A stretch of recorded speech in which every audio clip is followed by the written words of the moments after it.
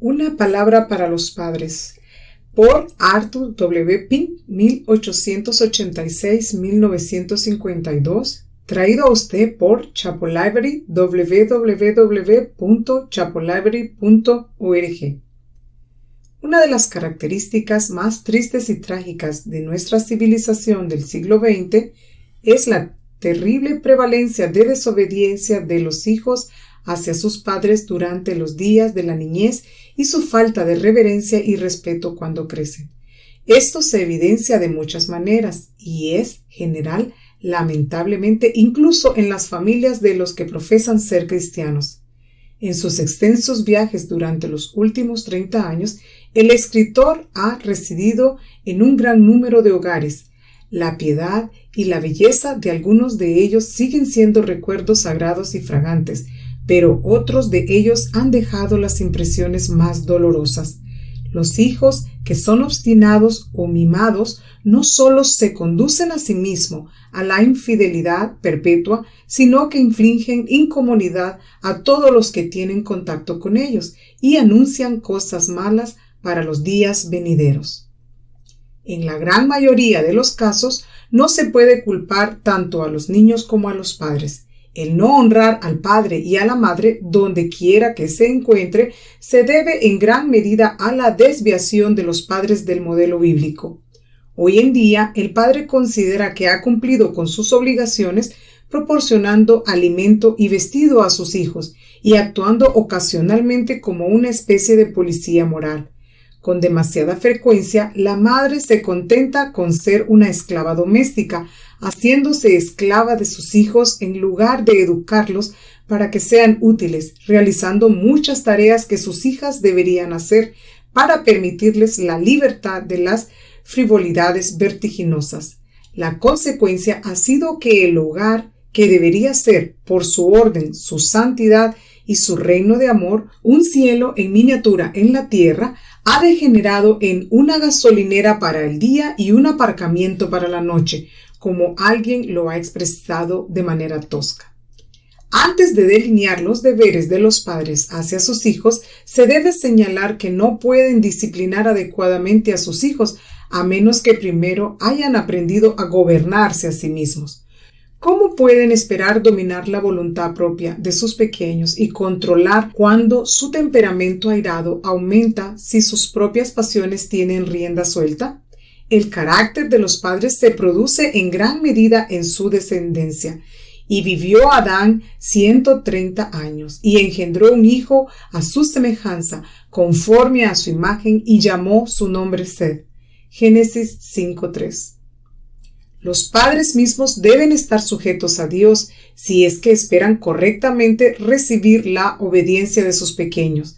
Este principio se refuerza en las Escrituras una y otra vez. Tú, pues, que enseñas a otro, ¿no te enseñas a ti mismo? Romanos 2:21.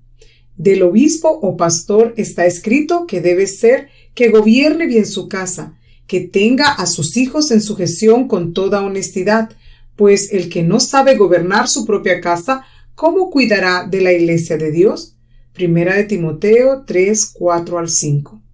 Y si un hombre o una mujer no saben gobernar su propio espíritu, Proverbios 25:28, ¿cómo cuidarán de su descendencia? Dios ha confiado a los padres un encargo muy solemne y, sin embargo, un privilegio muy preciado.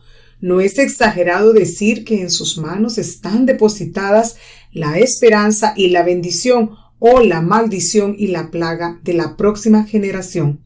Sus familias son los viveros tanto de la Iglesia como del Estado, y según se cultivan ahora, tal será su fecundidad en el futuro.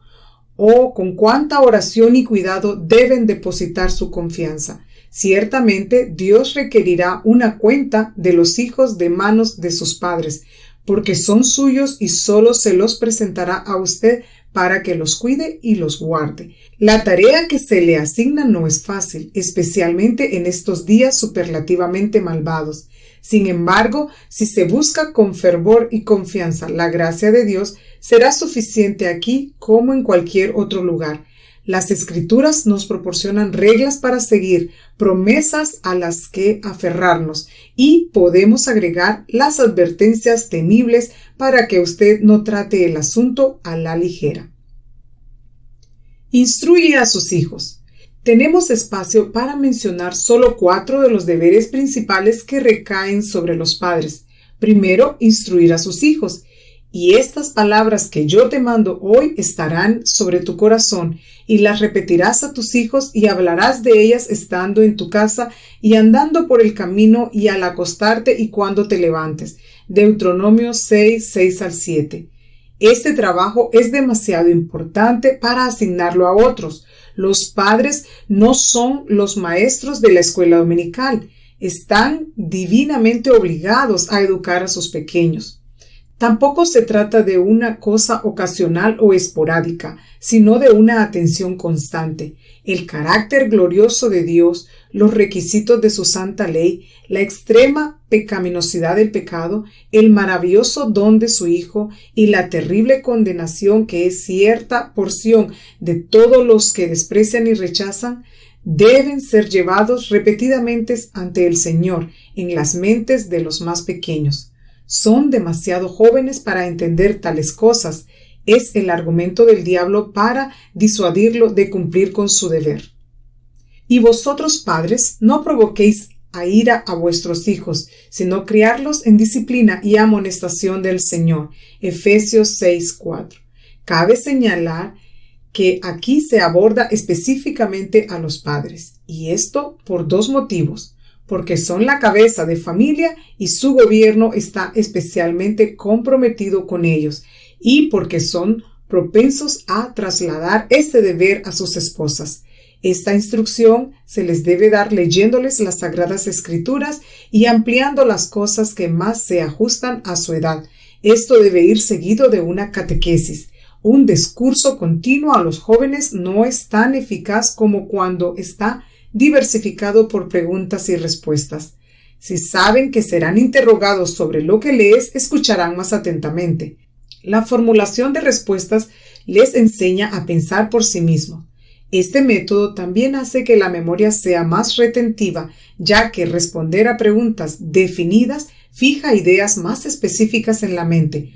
Observe con qué frecuencia Cristo les hizo preguntas a sus discípulos.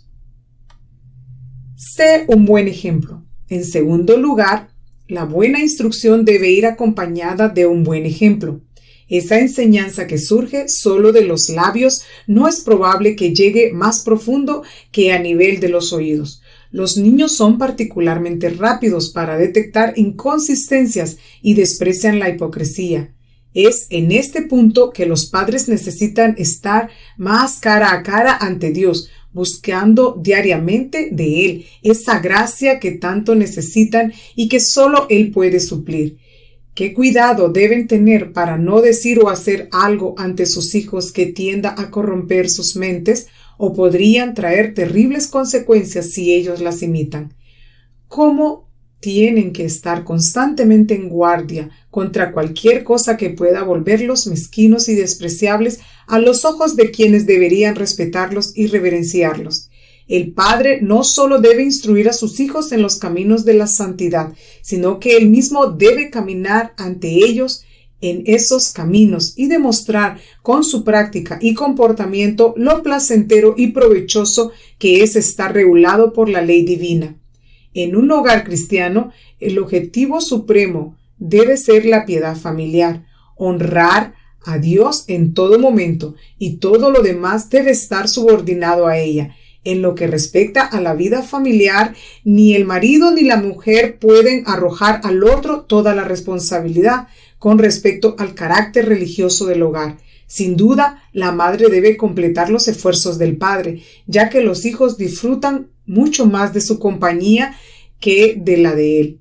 Si hay una tendencia en los padres a ser demasiado estrictos y severos, las madres tienden a ser demasiado laxas e indulgentes, y deben estar en guardia contra cualquier cosa que debilite la autoridad de sus maridos. Cuando él ha prohibido algo, no debe dar su consentimiento.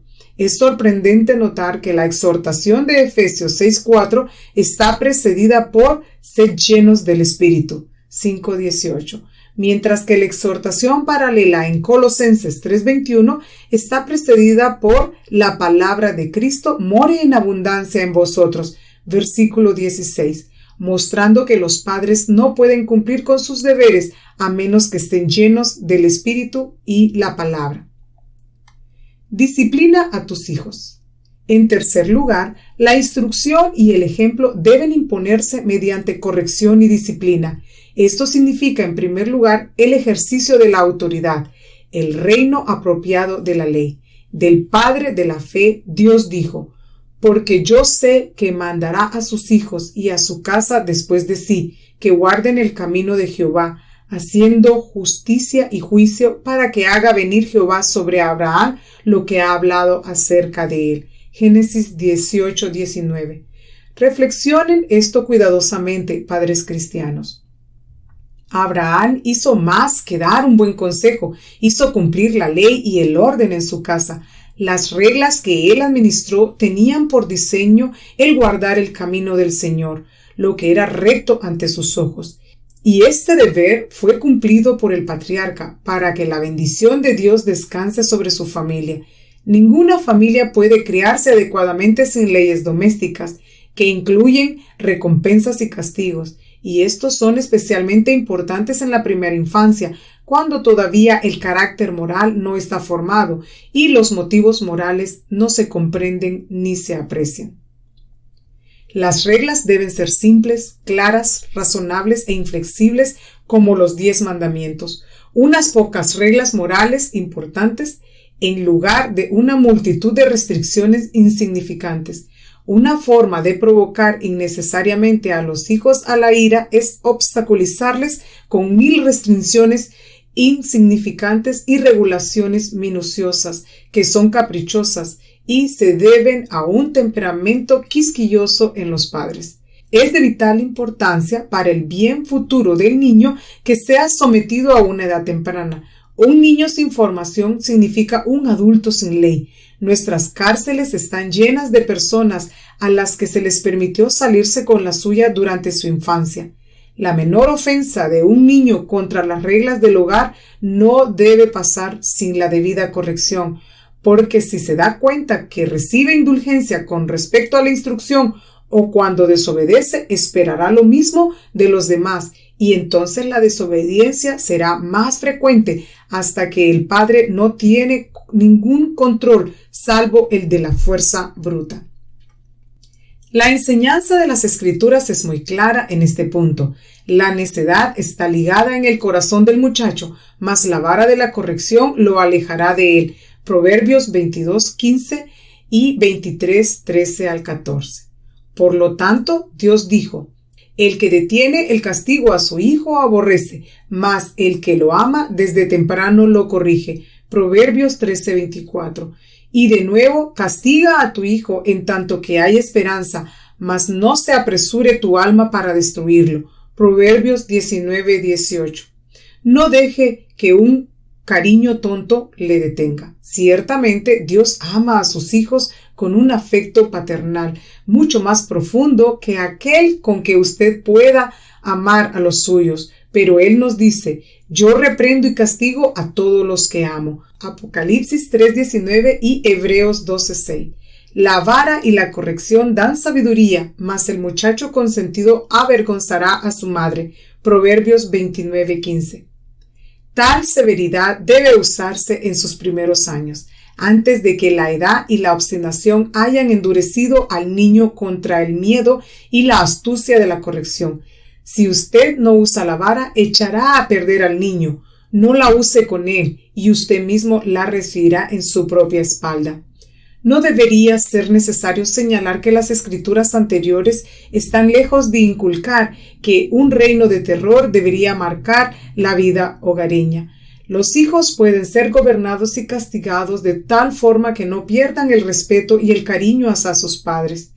Tenga cuidado de amargar su temperamento con demandas irrazonables o de provocar su ira golpeándolos para desahogar su propia rabia. El padre debe castigar a un hijo desobediente, no porque esté enojado, sino porque es correcto, porque Dios lo requiere y el bienestar del niño lo exige. Nunca haga una amenaza que no tenga la intención de ejecutar, ni una promesa que no tenga la intención de cumplir. Recuerde que es bueno que sus hijos estén bien informados, pero que estén bien controlados es mejor. Preste mucha atención a las influencias inconsistentes del entorno de un niño. Estudie para hacer que su hogar sea atractivo, no introduciendo cosas carnales y mundanas, sino nobles ideales, inculcando un espíritu de abnegación por medio de un compañerismo afable y feliz. Separe a los pequeños de los malos compañeros. Observe atentamente las publicaciones periódicas y los libros que llegan a la casa, los invitados ocasionales que se sientan a la mesa y las amistades que hacen sus hijos. Los padres dejan que las personas tengan libre acceso a sus hijos, que socavan su autoridad, anulan sus ideales y siembran semillas de frivolidad e iniquidad antes de que se den cuenta. Nunca permita que su hijo pase una noche entre extraños. Así que entrene a sus hijas para que sean miembros útiles de su generación y a sus hijos para que sean trabajadores y proveedores. Ora por tus hijos.